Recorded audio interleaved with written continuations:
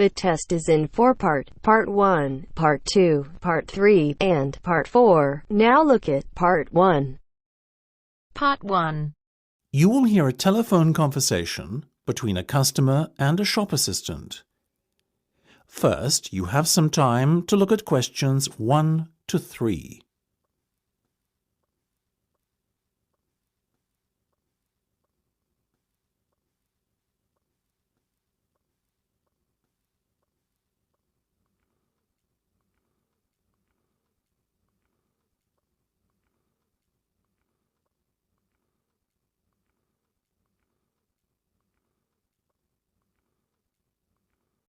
You should answer the questions as you listen, because you will not hear the recording a second time. Listen carefully and answer questions 1 to 3. Good morning, Jenny's Suit Rental. Jenny speaking. How may I be of service? Hi there. My name is Max Jones. That's Jones, and I'm looking to rent a suit out for a special occasion. Certainly, Max. We charge a set fee for our services. You can either choose from our designer range and pay £50 to rent your suit out, or choose from our standard range at a cost of £25. So, what will it be? Oh, the first option, please, Jenny. £25, did you say? Unfortunately not. The designer range is twice that price. Oh, in that case, I'll take the second option. Standard, was that it? That's right. Now, before we go any further, may I ask how you intend to pay? Do you accept cheques? Yes, but only in exceptional circumstances. We prefer cash or credit card. Well, as I haven't got one, does this count as those circumstances? Yes, that'll be fine. Make it payable to Jenny's Suit Rental. Will do. Before listening to the rest of the conversation, you have some time to look at questions 4 to 10.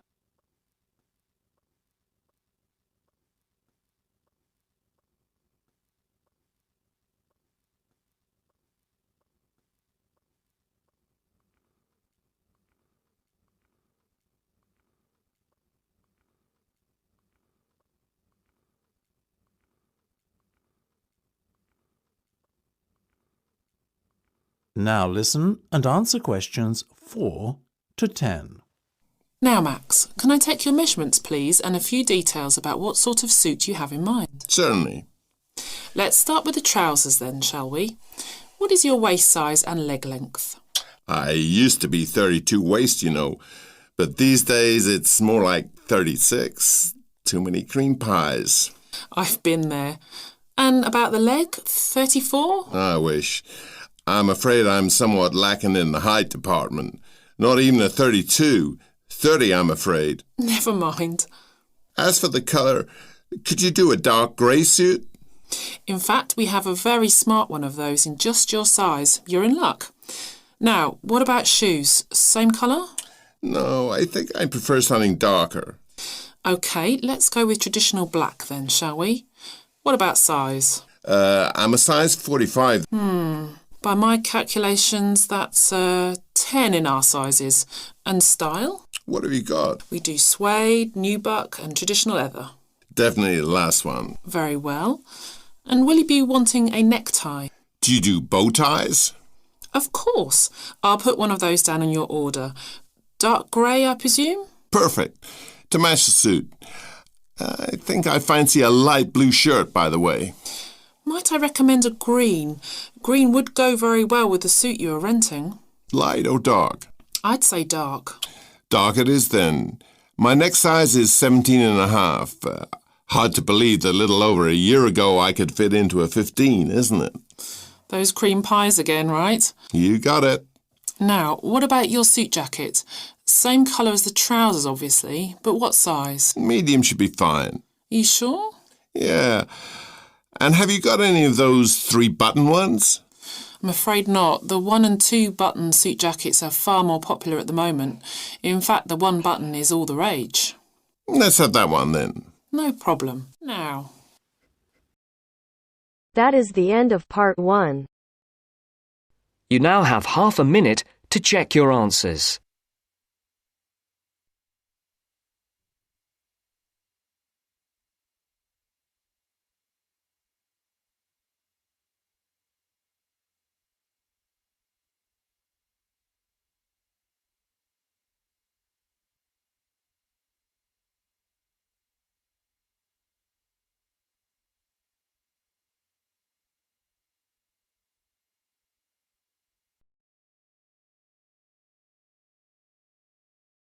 Now turns to Part 2. Part 2. You will hear part of an interview between Dr. Hilsden, a member of staff on a fashion design course, and a student, Julia, who is applying to do the course.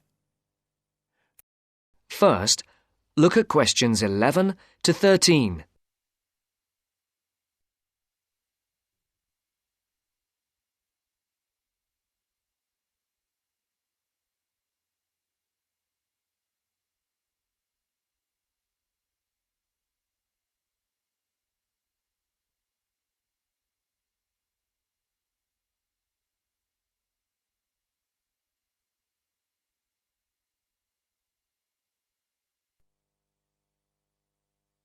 Right, Julia. So, from your CV and portfolio, and what you've already told me, you seem to be very much the sort of person we're looking for on the postgraduate course.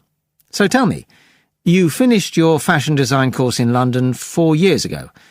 Did you think of carrying straight on and doing a higher degree at the time? Yes, but there were financial pressures. So I ended up working in the retail industry, as you can see from my CV. And actually, it was a very useful experience. In what way? Well, I was lucky to get the job with Fashion Now. They're a big store.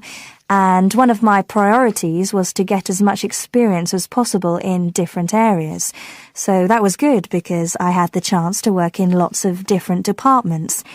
And having direct contact with the customers meant I was able to see how they reacted to innovation, to new fashion ideas. Because with Fashion Now, a designer might show something in New York or Milan, and there'll be something similar in the shop within weeks. So that was probably the most useful thing for me. Right. And so what's made you decide to do a postgraduate course now? Well, while I enjoyed working at Fashion Now, and I learned a lot there, I felt, the way forward would have been to develop my managerial skills, rather than my skills in fashion design, and I'm not sure that's what I want to do. Yes. When I was doing my degree in London, I'd been interested in women's wear, but I know that there's been a lot of work done in areas like new fabric construction. And though I'm not intending to go too deeply into the technology, I'd be very interested in looking at how new fabrics could be used in children's wear. So I'd like the chance to pursue that line. Yes, good. And are you at all concerned about what it's going to be like coming back into an academic context after being away from it for several years? No, I'm looking forward to it. But I'm basically more interested in the application than the theory. Or at least that's what I've found so far, and I'm hoping the course will give me the contacts and skills I need eventually to set up my own enterprise. I'm particularly interested by the overseas links that the department has. Yes, many of our students look overseas or to international companies for sponsorship of their projects. Before the talk continues, look at questions 14 to 20.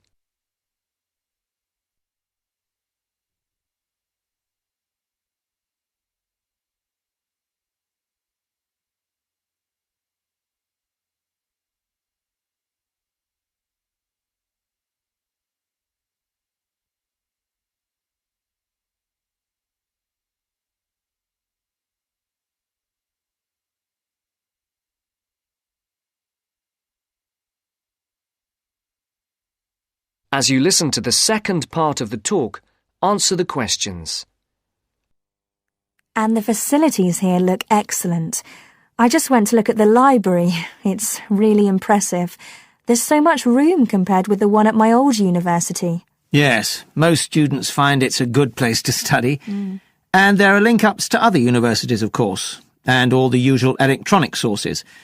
The staff run an information skills programme, which we recommend all postgraduates do in the first week or two. Design students find these special collections particularly useful. Yes.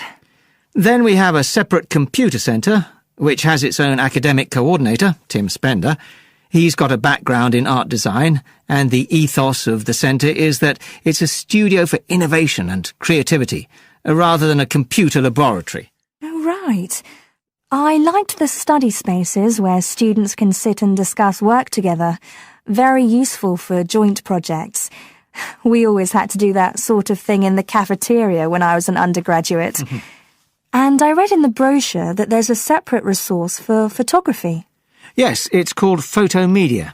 It's not just for photography, but things like digital imaging and new media. It's a resource for all our students, not just fashion design. And we encourage students to work there, producing work that crosses disciplinary boundaries. It's well used. In fact, it's doubled in size since it was set up 3 years ago. And we also have an offshoot from that, which is called time-based media. This is for students who want to develop their ideas in the area of the moving image or sound. That's in a new building that was specially built for it just last year. But there are plans to expand it, as the present facilities are overstretched already. Right. Now, is there anything you'd like to ask about the course itself? I know it's a combination of taught modules and a specialist project, but how does assessment fit in? Well, as you'd expect on a course of this nature, it's an ongoing process.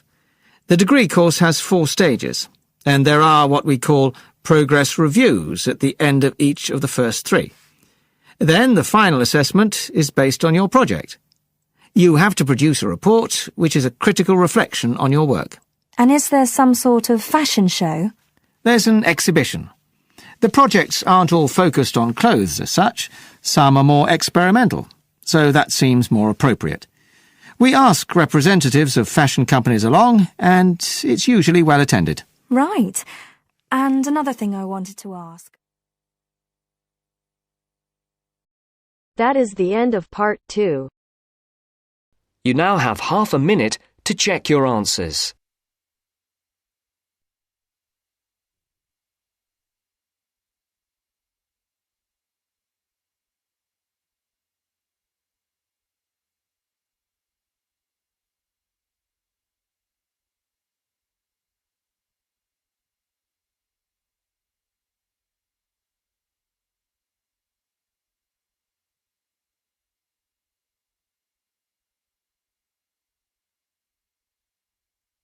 Now turns to part 3.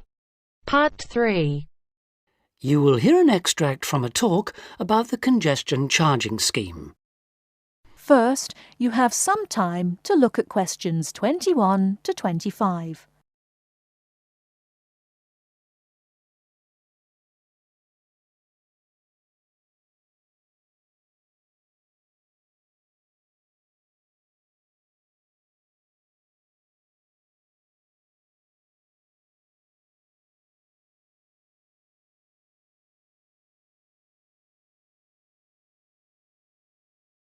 Now, listen carefully and answer questions 21 to 25. For more practical details, I'll pass you over to John Ward from the London Tourist Agency. Thanks. So, that was a brief introduction to the congestion charging scheme. But if you're actually going to be driving your car in London on weekdays, there are a few more details you will need to know. Firstly, you don't need to worry about paying all the time. The charge applies between 7 in the morning and 6:30 in the evening, Monday to Friday. You'll be pleased to hear, however, that because the scheme is intended to reduce traffic during busy working hours, evenings and weekends are free.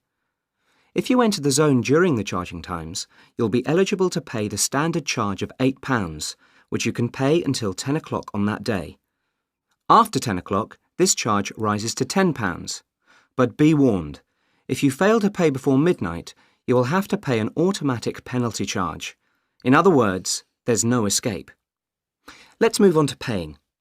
The charge, as I've said, is £8 a day, and the authorities have set up a number of systems to make it easy for you to pay, or rather to ensure that nobody has a good excuse for not paying. So, using your credit card, you can pay by phone, by text message, or on the internet. The other option is to go to one of the 200 pay points inside the zone, or the 9,500 pay points elsewhere in the country. If you know you're going to be driving in and out of London on a regular basis, you can buy weekly, monthly or annual passes, rather like a railway season ticket.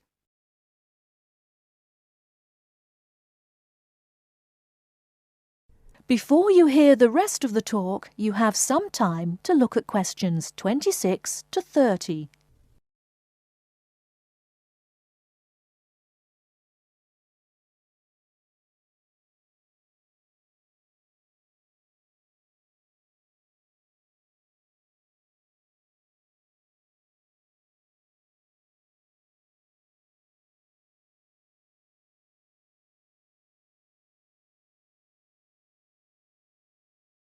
Now listen and answer questions 26 to 30.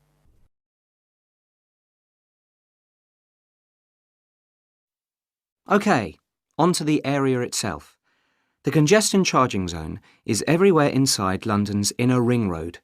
For those of you not familiar with London's road system, this includes the City of London, that's the main financial district, and the West End, the commercial and entertainment centre.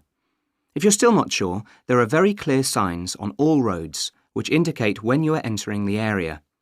These are round and have a white letter C on a red background.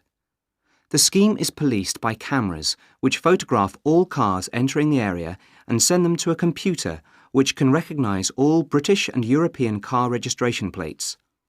If you pay the £8 charge, you'll find London a little easier to drive round than it was before the charge was introduced.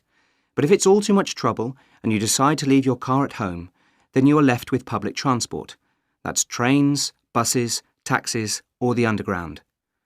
Some of the money from the congestion charging scheme is being used to upgrade public transport, so you should see improvements there. And because of reductions in the number of private vehicles on London's roads brought about by congestion charging, buses and taxis are providing a quicker, more efficient service than they did in the past. OK, I've covered the main details that you need to know. That is the end of part 3. You now have half a minute to check your answers.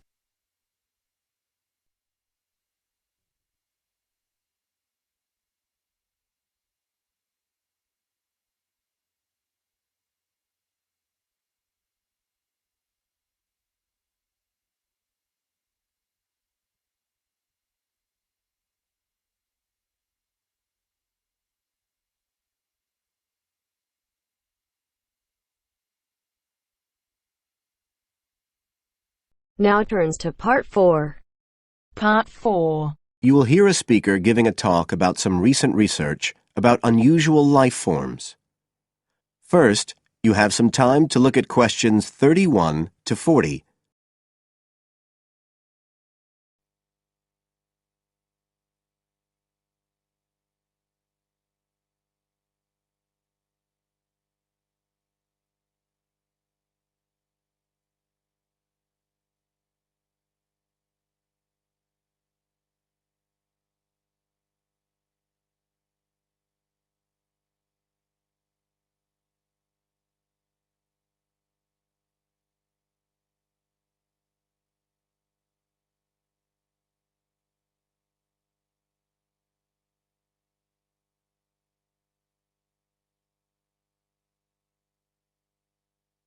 Now listen carefully and answer questions 31 to 40. Hello, everybody, and welcome to the 6th of our ecology evening classes. Nice to see you all again. As you know from the programme, today I want to talk to you about some research that is pushing back the frontiers of the whole field of ecology. And this research is being carried out in the remoter regions of our planet, places where the environment is harsh and, until recently, it was thought that the conditions couldn't sustain life of any kind. But life forms are being found, and these have been grouped into what is now known as extremophiles. That is, organisms that can survive in the most extreme environments. And these discoveries may be setting a huge challenge for the scientists of the future, as you'll see in a minute. Now, the particular research I want to tell you about was carried out in Antarctica, one of the coldest and driest places on Earth. But a multinational team of researchers from the US, Canada, and New Zealand recently discovered colonies of microbes in the soil there where no one thought it was possible. Interestingly enough, some of the colonies were identified as a type of fungus called Bouveria bassiana, a fungus that lives on insects. But where are the insects in these utterly empty regions of Antarctica? The researchers concluded that this was clear evidence that these colonies were certainly not new arrivals. They might have been there for centuries, or even millennia, possibly even since the last ice age. Can you imagine their excitement? Now, some types of microbes had previously been found living just a few millimetres under the surface of rocks, porous Antarctic rocks. But this was the first time that living colonies had been found surviving, relatively deeply in the soil itself, several centimetres down, in fact.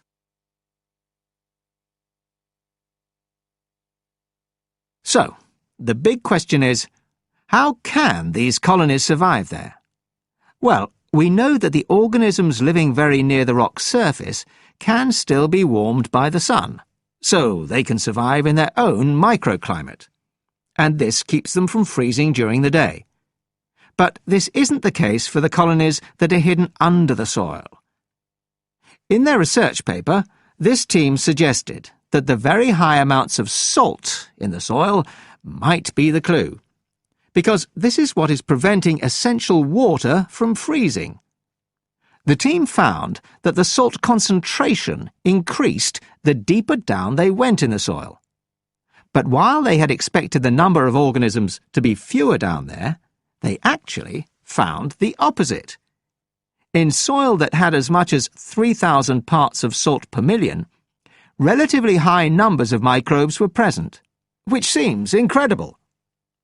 But the point is that at those levels of salt, the temperature could drop to minus 56 degrees before frost would cause any damage to the organisms. This relationship between microbes and salt, at temperatures way below the normal freezing point of water, is a really significant breakthrough. As you all know, life is dependent on the availability of water in liquid form, and the role of salt at very low temperatures could be the key to survival in these kinds of conditions. Now, the process at work here is called supercooling, and that's usually written as one word, but it isn't really understood as yet, so there's a lot more for researchers to work on. However, the fact that this process occurs naturally in Antarctica may suggest that it might occur in other places with similar conditions, including on our neighbouring planet, Mars. So, you can start to see the wider implications of this kind of research. In short, it appears to support the growing belief that extraterrestrial life might be able to survive the dry, cold conditions on other planets after all. Not only does this research produce evidence that life is possible there, it's also informing scientists of the locations where it might be found. So all of this might have great significance for future unmanned space missions. One specialist on Mars confirms the importance of the That is the end of part 4. You now have half a minute to check your answers.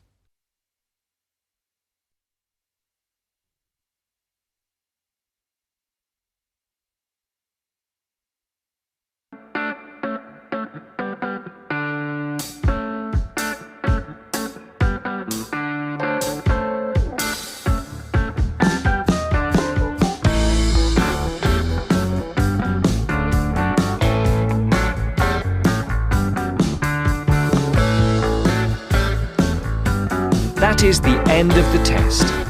You now have 10 minutes to transfer your answers to your Ielts listening answer sheet.